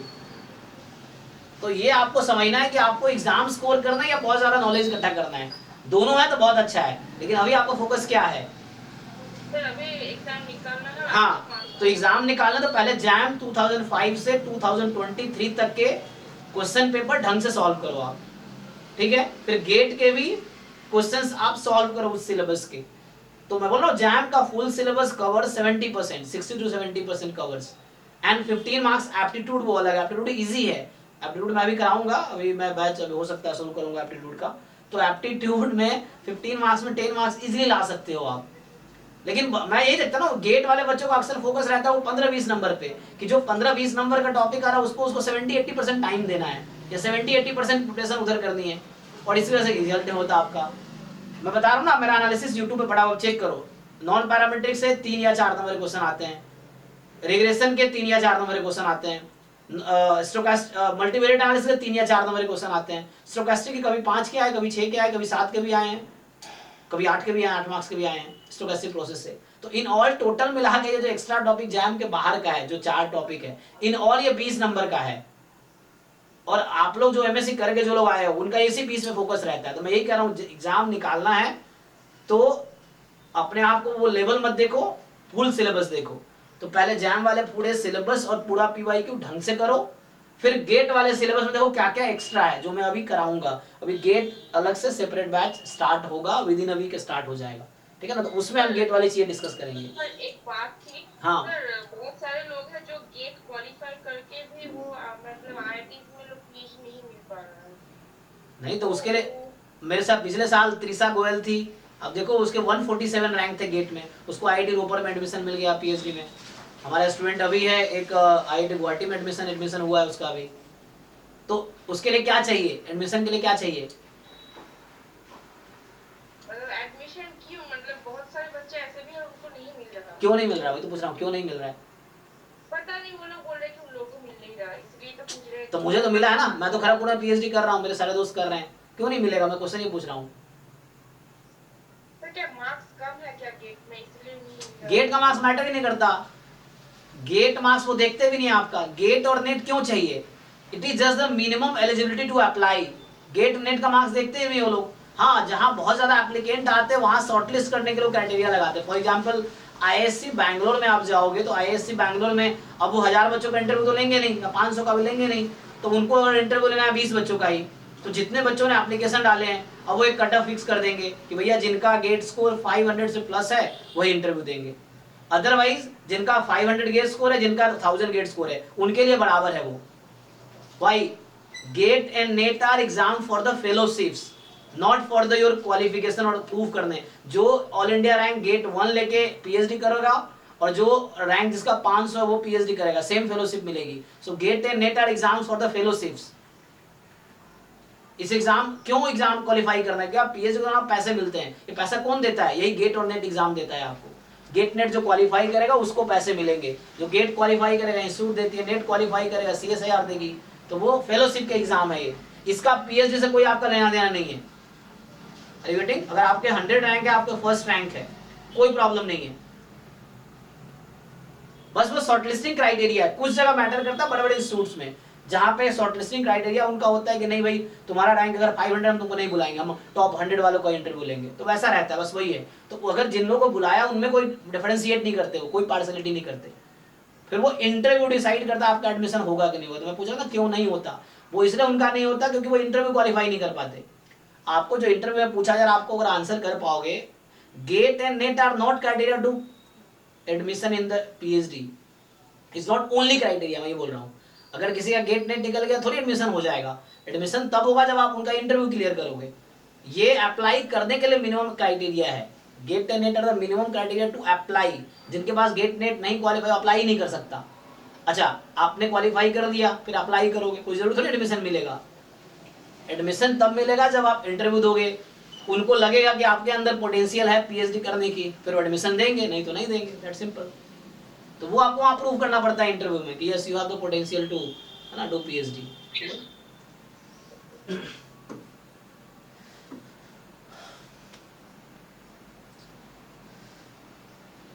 ठीक है, तो जिन लोगों को भी गेट निकालना, पहले जैम का ढंग से सब कुछ कवर करो। नेक्स्ट, तो हम लोग कहां पे थे? तो अभी किसी को और डाउट है बताओ इसमें से, मल्टीनोमियल डिस्ट्रीब्यूशन या बाइवेरिएट नॉर्मल से रिलेटेड आपको कोई डाउट है तो आप पूछ सकते हो। पीवाईक्यू में या किसी बुक में आपने ट्राई किया हो तो आप पूछ सकते हैं, ठीक है।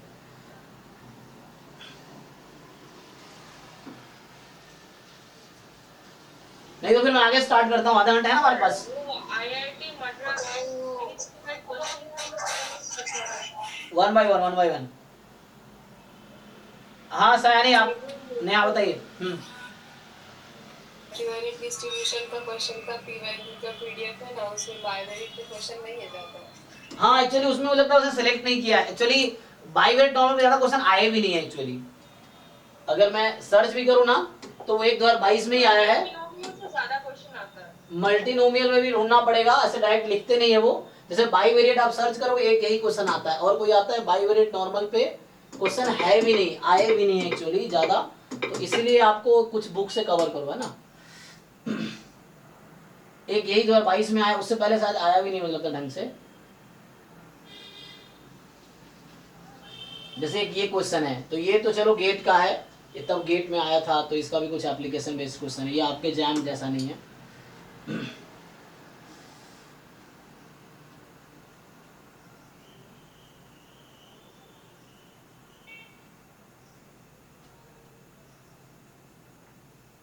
ये लेकिन ये सब गेट का है जो जैम के सिलेबस से बाहर का है, ठीक है ना।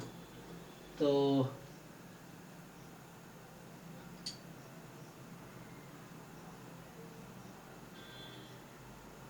MLE के क्वेश्चन है, लेकिन मल्टी है ना, ये मल्टीवेरिएट एनालिसिस क्वेश्चन है ऐसे तो।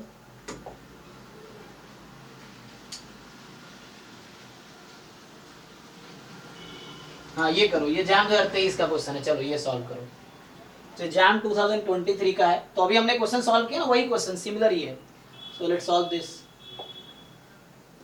तो इसके लिए क्या करो, बुक से कोई है ना, just go through some book, जैसे मैंने समझा दिया आपको कि क्या होता है, क्या रिजल्ट्स हैं। अब आप बुक पढ़ोगे समझ आएगा। फिर भी कोई ऐसी चीजें हैं, कोई डेफिनेशन है या कोई रिजल्ट है, कोई एग्जांपल है जो आपको नहीं समझ आ रहा, आप पूछो, ये चीज है। Just you go through books. पढ़ना बहुत अच्छा हैबिट होता है। आप कोचिंग पढ़ रहे हो, नहीं भी पढ़ रहे हो, बुक्स एडिशनल मतलब है, नहीं पढ़ो तो भी ठीक है, बट आप बुक से अगर जस्ट कोई बुक रेफरेंस लो तो उससे आपको बेनिफिट होगा। You read line by line. कोई बुक उठाओ जहाँ बाईवेरिएट नॉर्मल टॉपिक है या multi normal distribution, read line by line, definition समझो, एग्जांपल सॉल्व करके देखो। एक्सरसाइज है तो वही सॉल्व कर सकते हो आप, जस्ट नॉलेज के लिए। एंड देन PYQ में देखो कैसे क्वेश्चंस आए, जो तुमने कराई दिए तो हो जाएगा। बस आपको एक कॉन्सेप्ट लेना, फिर बाकी जो अभी मॉक टेस्ट होगा या असाइनमेंट जो भी मिल रहे हैं आपको, उसमें मिलेंगे क्वेश्चंस इसके। गेट के लिए कौन कौन सी बुक्स मतलब रेफर करनी चाहिए? गेट्स के लिए किस टॉपिक का? ओवरऑल मतलब जैसे कुछ जैसे बेसिक थ्योरम्स वगैरह डायरेक्टली आ जाते हैं बेस्ड। देखो जैम और गेट का जो कॉमन सिलेबस है, बोल रहा हूँ, जैम का जो सिलेबस है वो 60-70% है, तो जैम के लिए जो बुक्स वही गेट के लिए। वीके रॉयत की आप देखो, गुप्ता कपूर बहुत अच्छी बुक है, उसमें पढ़ो, लेकिन सेलेक्टेड सिलेबस के हिसाब से पढ़ो, सब कुछ मत पढ़ो। You see according to syllabus, syllabus पास में रखो, जो टॉपिक सिलेबस में है वही टॉपिक पढ़ो आप। एक बार आइडिया हो जाए, फिर प्रॉब्लम प्रैक्टिस करो। बहुत सारे प्रॉब्लम कहाँ से मिलेगा, ड्राइव में इतने सारे प्रॉब्लम्स हैं। अभी असाइनमेंट बन रहा है, अभी मैं एक बार सिलेबस कंप्लीट हो जाए असाइनमेंट भेजूंगा। जैसे भी 2 असाइनमेंट भेजे भी थे कुछ दिन पहले, 100 क्वेश्चन के, 100 क्वेश्चंस का, उसको सॉल्व करो ना। देखो प्रॉब्लम सॉल्विंग स्किल डेवलप करो। अगेन आई एम सेइंग, आप में से बहुत सारे लोग जिनको ऑलरेडी सब कुछ आता है, जो मैं थ्योरी पढ़ा रहा हूँ आपको ऑलरेडी आता है, लेकिन आप फिर ये सरप्राइज होंगे एग्जाम क्यों नहीं निकलता, क्योंकि आपको प्रॉब्लम सॉल्व करना नहीं आता। थ्योरीज आपको आती हैं, आपको क्वेश्चन सॉल्व करना नहीं आता। तो क्वेश्चन सॉल्व करो तभी सॉल्व करना आएगा। ये चीजें कहाँ से सॉल्व करोगे? जितने टेस्ट हो रहे हैं सारे टेस्ट दो। अभी देखो आज भी जैसे 2 से 5 टेस्ट दिया था, कितने बच्चों ने टेस्ट दिया है? 15-20 बच्चों ने, 250-300 बच्चे हो गए। ये जब 500 बच्चे भी पूछने में हो जाएंगे, आप देखना एंड तक दिसंबर में 500 बच्चे होंगे, तब भी उनमें से 100 बच्चा ही होगा जो सीरियस होगा। ऐसा है सर इसमें रैंक जो है वो या तो शाम तक बताएं सर, 2 से 5 अगर नहीं फ्री है तो फिर वो। हाँ मतलब 1 दिन का टाइम देना चाहिए था उसको। आप टेक्स्ट है ना, जल्दीबाजी कर दी आज इसने। 1 दिन का टाइम देना चाहिए था इसको, कल वो करता तो उसको यार बोल दो एक बार, है ना, एक कल के लिए ओपन कर दे। एग्जाम मतलब कितने दिन हर रोज होता है क्या? पोर्टल पे हर रोज एक टेस्ट अपलोड हो रहा है, वो तो है ही ऑलरेडी। गूगल फॉर्म पे भी PYQ टेस्ट हो रहा है, तो जो टेस्ट हो रहा है जैम का ही PYQ है एक्चुअली वो। हाँ गूगल फॉर्म वाला है वो, हाँ गूगल फॉर्म वाला वो एक ही लोग, वही जयदीप इनका नाम है वो। हाँ जयदीप है, आज उसने भेजा, चंदन ने भेजा था। वो है हमारी टीम में 17-18 लोग हैं, तो कल जयदीप पोस्ट के, जयदीप का एक्चुअली एग्जाम है, तो वो अभी नहीं बना था, अभी चंदन बना रहा है। तो चंदन को आप टेक्स्ट कर सकते हो, तो उसको है ना बोल दो कि थोड़ा टाइम दे दिया अगर बच्चों को ना, तो टाइम दे देगा सही रहेगा। कि है ना उसको, आप बोल दीजिएगा एक बार। हाँ मैं बोल देता हूँ। तो इसमें क्या है कि अच्छा जैसे आज वाले पेपर का आप डिस्कशन करोगे ना जी, तो कल शाम को वो रिलीज कर देंगे। हाँ ये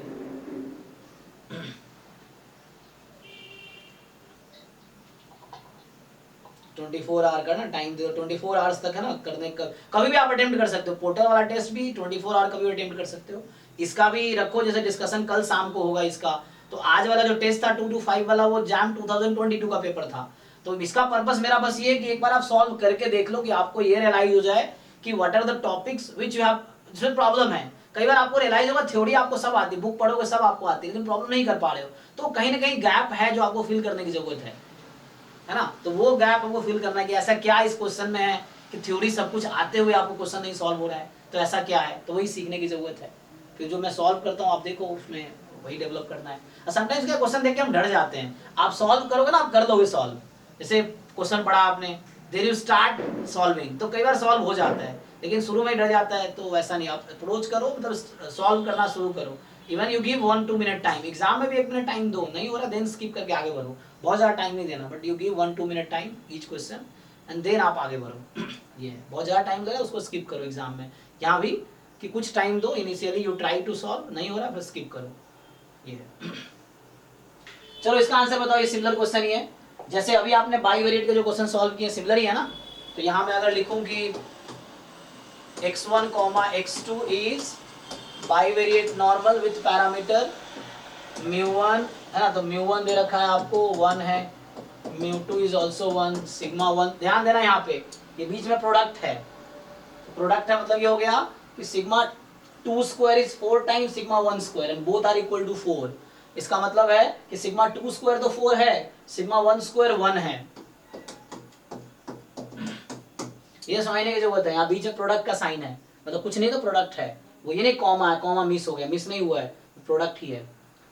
तो इस तरह से है एंड ये 1 है एंड रो आपको दे रखा है, रो यहाँ निकालना पड़ेगा ना, ये कोवेरिएंस दे रखा है, तो रो आप फाइंड कर सकते हो, डिवाइड कर दो 2 है ना, 2 तो 1/2 हो जाएगा।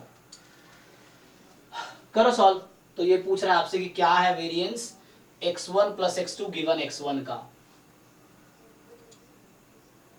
So you do similar way है ना, कि x1 का आपको पता ही है, x1 का डिस्ट्रीब्यूशन है नॉर्मल 1,1 और x1 + x2 का डिस्ट्रीब्यूशन निकाल लो आप। तो x1 + x2 का डिस्ट्रीब्यूशन निकालोगे तो यू ऑलरेडी नो μ1 + μ2 2 हो गया एंड सिग्मा 1 5 प्लस कितना आगे 7 आ जाएगा। ओके तो ये हो गया, करो तो सिमिलर वे आप सॉल्व करो, x1 + x2 given x1 is half, इसका डिस्ट्रीब्यूशन निकालो क्या आएगा, ये है ना। तो ये x given y, it is like x given y, x y are both normal.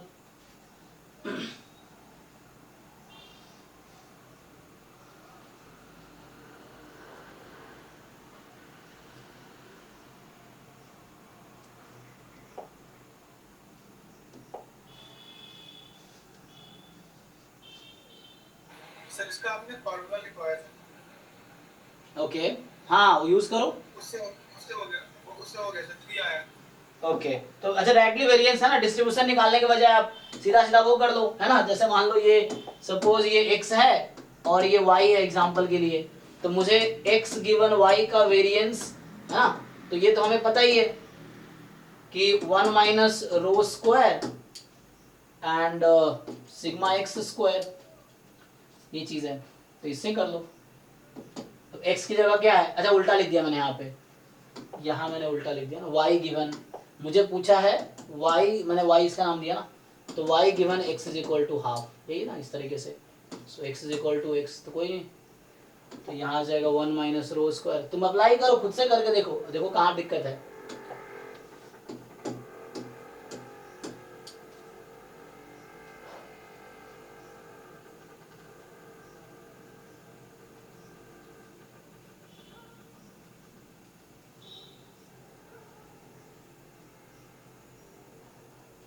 mean 2 - √7/8। अच्छा चाहे वेरिएंस पूछा ना, हाँ, वेरिएंस 21/4। चेक करो भाई बाकी लोग, क्या आपको 21/4 आ रहा है, सर वेरिएंस 3 आ रहा है। 3 आ रहा है, 3 आ रहा है सर। देखो कुछ लोगों का 3 आ रहा है, कहाँ डाउट है बताओ। 21/4 सर रो अलग आ रहा है। है ना, यहाँ x1 + x2 और x1 का रो निकालना पड़ेगा। So you have to find the correlation coefficient between x, हाँ covariance between x1 and x1 + x2, ये क्या होगा। So sigma 1 square is 1 plus covariance between x1 x2 दे रखा है 1, तो ये 2 हो गया कोवेरिएंस। अब इन दोनों के वेरिएंस से डिवाइड करो तो जो ये रो स्टार है, यहाँ पे रो स्टार मतलब this rho star is rho between y and x, y and x मतलब x1 and x1 plus x2। तो इसको कोरिलेशन में कन्वर्ट करेंगे, dividing variance of x that is 1 and variance of x1 plus x2 that is 7, है ना। तो ये 2 by क्या हो जाएगा, √7, है ना। So rho star is 2 by √7, correlation coefficient between this two. So 1 minus 4 by 7 and sigma y का स्क्वायर, सिग्मा y है आपका जस्ट 7, तो ये 7 हो गया, ठीक है। तो 3 by 7 into 7 3 आ गया। बाकी लोग चेक कर लो, डाउट है तो बताओ। तो चूंकि वेरिएंस ही पूछा है तो मुझे अलग से डिस्ट्रीब्यूशन निकालने में क्यों टाइम वेस्ट करेंगे, ये भी सही बात है ना। कि जैसे मुझे वेरिएंस पूछ लिया कंडीशनल डिस्ट्रीब्यूशन का, तो डिस्ट्रीब्यूशन मत निकालो, डायरेक्ट वेरिएंस का फॉर्मूला पता है मुझे कि 1 minus रो स्क्वायर, पहला वेरिएबल जो भी है उसका वेरिएंस। चेक करो एक बारी।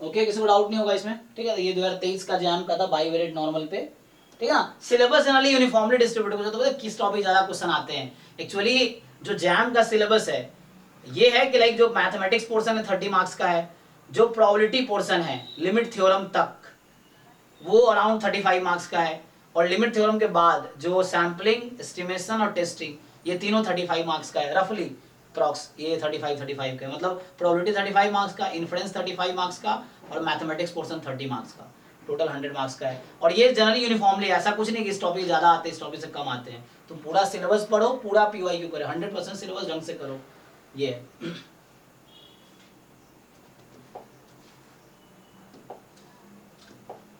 और कोई क्वेश्चन होगा नहीं, है ना इस पे बाईवेरिएट नॉर्मल पे।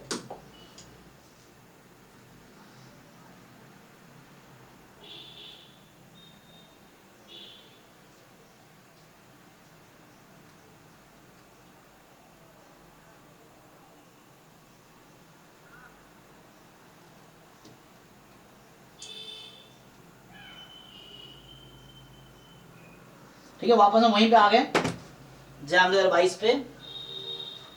तो ठीक है ना, तो ये भी कोई बात नहीं, नेक्स्ट क्लास में कंटिन्यू करते हैं। तो अभी हमने आज ऐसे कुछ खास किया नहीं, आज हमने 2-3 क्वेश्चन ही किए हैं बस, है ना। तो हमने बाईवेरिएट नॉर्मल के कुछ क्वेश्चन सॉल्व किए हैं। आधा घंटा ही तो क्लास हुआ, आधा घंटा तो मतलब 1.5 घंटे हो ना, तो ये सॉल्व किया है। हाँ जी जी जी, देखो जैसे क्या है, हमें क्या चाहिए था, ये x1 plus x2 और x1 है ना।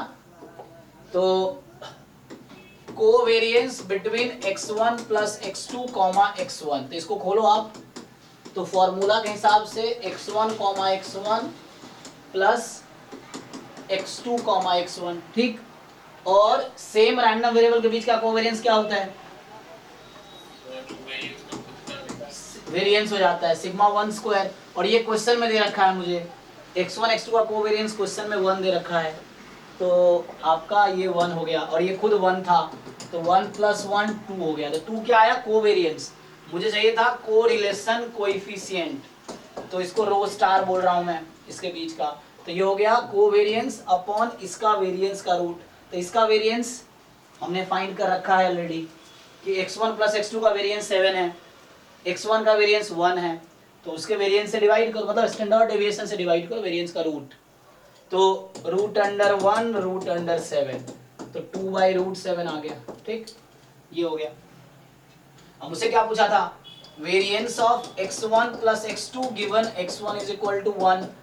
तो मुझे तो पता है कंडीशनल डिस्ट्रीब्यूशन का वेरिएंस कि x गिवन y है, तो 1 minus रो स्टार का स्क्वायर इनटू जो पहला रैंडम वेरिएबल है उसका वेरिएंस, तो सिग्मा उसका वेरिएंस कितना था, 7 था ना उसका, 7 है ना, पहले वाले का वेरिएंस 7 है। तो ये फॉर्मूला था, और पुट कर लो ये वैल्यू, तो ये 3 आ गया, ठीक। सर वैसे अगर देखें कोवेरिएंस x2 और x1 का जो है, तो सिग्मा 2 into सिग्मा 1 भी कर सकते हैं ना। हाँ हाँ, तो ये जो कोवेरिएंस है, तो यहाँ से कोरिलेशन आप निकाल सकते हैं ना, रो, यहाँ से रो निकालोगे तो 1 अपॉन, और इसका वेरिएंस यहाँ से देख लो, वहाँ मत देखो, ये देखो 1 और वेरिएंस 4, तो 1/√1 इंटू √4 कितना आ गया, 1/2 आ गया। तो ये रो क्या है, कोरिलेशन है x1 x2 के बीच का। और यहाँ पे तुम्हें जो पूछा है किसके बीच का कोरिलेशन कोएफिशिएंट चाहिए, x1 + x2 और x1 के बीच का। तो ये अलग है, ये रो x1 x2 के बीच का है। और यहाँ जो यूज होता है ये जिसका कंडीशनल ले रहे हो उसके बीच का है ना। जैसे अगर मैं ये लिखता फॉर एग्जांपल, अगर मैं लिखता कि variance of just x2 given x1, तो यहाँ मुझे कोई प्रॉब्लम नहीं है। तो अगर ये क्वेश्चन होता, so this is just 1 minus rho square, not rho star, rho square. क्यों, क्योंकि rho is the correlation between x1 x2। तो ये और n2 में पहला जो लिखा वेरिएबल उसका वेरिएंस सिग्मा 2 स्क्वायर, ये आंसर आता। तो अगर ये क्वेश्चन पूछा गया होता तो इसका आंसर 1 माइनस 1/4, क्योंकि ये 1/2 आएगा रो, एंड इनटू x2 का वेरिएंस। तो x2 का वेरिएंस यहाँ से रखा है 4, तो ये है 4, तो आंसर आता, तभी 3 आता क्या, तभी 3। ठीक है, तो इस तरीके से है।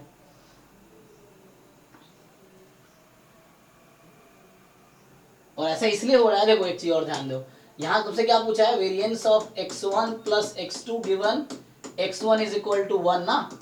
तो इसको मैं ऐसा सोच सकता था कि x1 को 1 रख दो, तो 1 + x2 गिवन x1 = 1। तुम्हें याद है वो जो मैं लिख रहा था, एक बार याद होगा तुम, देखो जब मैं ये लिख रहा था, किसी को याद होगा जब बोल रहा था ना कि expectation of xy x × y given x = x, तो इसको मैं क्या लिख सकता हूं, तो बताओ, equal to what, E of x into E of y given x, y given y given, नहीं x तो गिवन है, तो I will just take x out, this, क्यों, बिकॉज x इज गिवन, तो पुट कर दिया, बाहर निकाल दिया मैंने।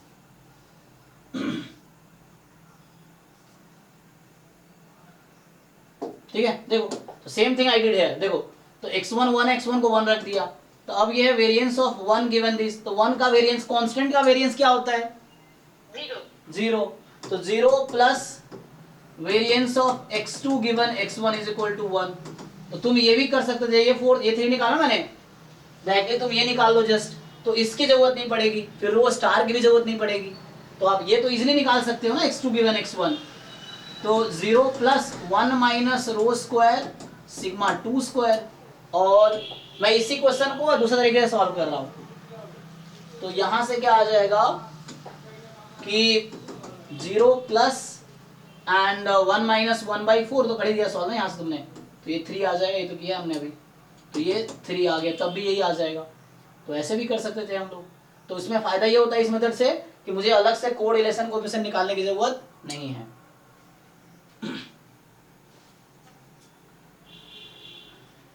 चेक करो, यही सब स्किल चाहिए एग्जाम क्वालिफाई करने के लिए। डेफिनेशन बाइवेरिएट का सब पता है सबको, है ना, मेन क्वेश्चन सॉल्व करना आना चाहिए।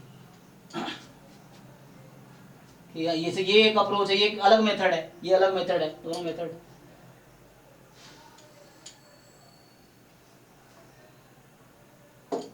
ठीक है, तो अभी जो 9 to 11 अभी क्लास है, वो जैम 2023 में जो भी क्वेश्चंस आपके रहेगा जो सॉल्व नहीं हुआ है, अभी हम सॉल्व करेंगे। ठीक है, तो अभी आप मेक श्योर कि आपको जैम 2023 के सारे क्वेश्चन आते हों। तो एक काम करो, एक नोटबुक खरीद लो अलग से, उसमें 2023 के सारे क्वेश्चन सॉल्व करो, 60 के 60। फिर अगली बार कल 2022 के सारे क्वेश्चन सॉल्व करना, 60 के 60। एक भी क्वेश्चन ऐसा नहीं होना चाहिए जो आपको नहीं आते हो और जो आपने खुद से नहीं किए हो, मतलब, है ना। तो एक अलग से तुम चाहो तो नोटबुक में, पीवाई की नोटबुक, तुम सॉल्यूशन लिख लो और उसको तुम प्रिंट करवा के पब्लिश भी कर सकते हो, है ना। मतलब तुम एक ऑथर भी बन सकते हो चाहो तो हर पेपर का सॉल्यूशन लिखो और उसको टाइप करवा के बेचो मार्केट में, है ना, ये जूनियर को बेच सकते हो तुम चाहो तो। ठीक है, तो सॉल्व करो, मतलब ये है। हाँ ठीक है ना। सर बैच 2 में सिलेबस कब तक खत्म हो जाएगा? मेरा प्लान है इस मंथ के एंड तक, अभी थोड़ा सा फास्ट में अभी खींचूंगा अभी। तो बाकी जिन लोगों को रिकॉर्डिंग, देखो रिकॉर्डिंग तो अवेलेबल है, आप चाहो तो मेरा प्लान है इस मंथ के एंड तक, अक्टूबर एंड तक हो जाएगा, वो कर ही दूंगा कैसे ना कैसे, नहीं तो मैं फिर 6 to 9 कर दूंगा इस बैच को। अभी क्या चल रहा है 6 में डाउट ना, अगर मुझे लगेगा कि कंप्लीट नहीं हुआ सिलेबस तो ये 7 to 9 जो है 6 to 9 हो जाएगा, तो 6 to 9 चलेगा। वो भी चलेगा सर। हाँ लेकिन इस मंथ, नहीं छोड़ दिया था। हाँ तो इस मंथ के एंड तक सिलेबस कंप्लीट करना ही है क्योंकि काफ़ी डिले हो गया है ना। तो ये है कि ठीक है इस मंथ के एंड तक हो ही जाएगा क्योंकि इंटीग्रल खत्म ही हो गया, कल इंटीग्रल की लास्ट क्लास होगी तो खत्म हो जाएगा, फिर वो है तो अभी 6 to 9 हो सकता है कर देंगे। एक बार सिलेबस खत्म हो जाए ना फिर दोनों जैम का बैच अलग, गेट का बैच अलग, वैसा हो जाएगा। फिर अभी सिलेबस कंप्लीट इस बैच का हो गया तो 6 to 7 डाउट क्लास चलता रहेगा, 7 to 9 JAM batch, 9 to 11 GATE batch, ये चलेगा। तो 9 to 11 में सिर्फ गेट वाले टॉपिक जो एक्स्ट्रा है वो चलेंगे, 7 to 9 जैम वाला चलता रहेगा, 6 to 7 कॉमन डाउट क्लास चलेंगी, ये रहेगा अभी। ठीक है तो इस मंथ के एंड तक हो जाएगा, कोशिश करते हैं, नहीं तो 6 to 7 करते हैं। चलो अभी के लिए 9 to 11 कंटिन्यू करते हैं। Thank you.